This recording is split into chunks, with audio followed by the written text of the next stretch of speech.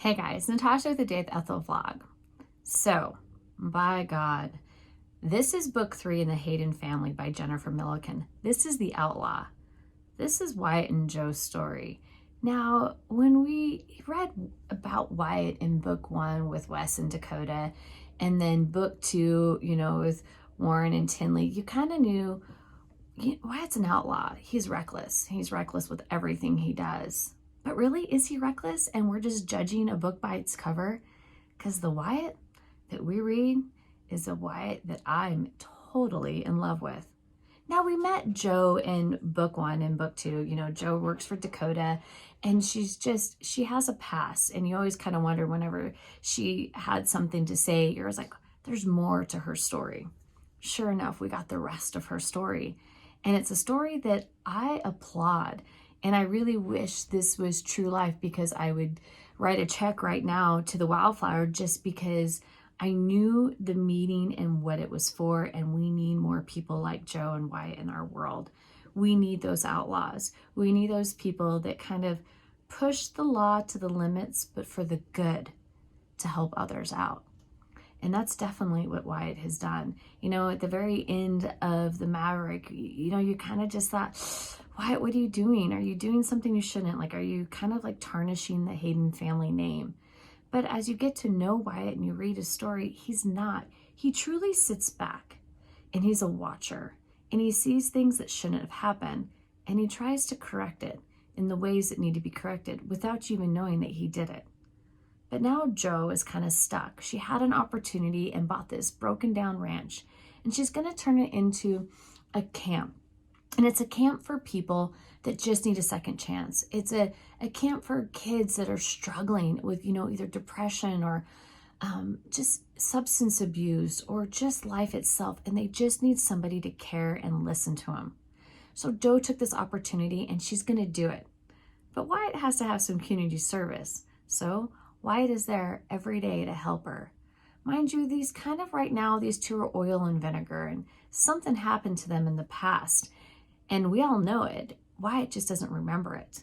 And that's what's the interesting thing. It's not funny, but it's really interesting that every time something happens, he's like, I remember something, a smell.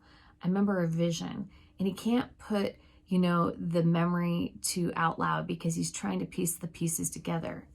And then one day it all comes together.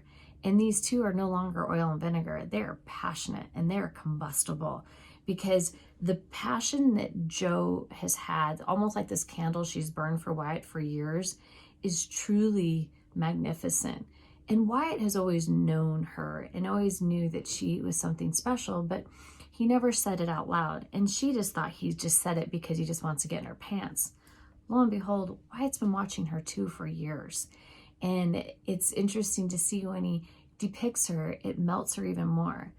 But I think the moment that he won all of our hearts was the day that he installed a clawfoot tub into her kind of broken down home that she's building back up, and boiled water. So when she came home, she had a hot bath. I'm sorry, but every man that needs to read this review or read this book needs to get this now, because a man that draws a woman a bath is by far my hero, because we all love our baths. Well, some do. But that's what's kind of important is, again, Wyatt took the little things and made them to be the biggest grand gestures. And I think that's probably why Wyatt's story is the one that stuck with me the most, is because he is this passionate man. And it goes, it seems to me most things are made up of layers.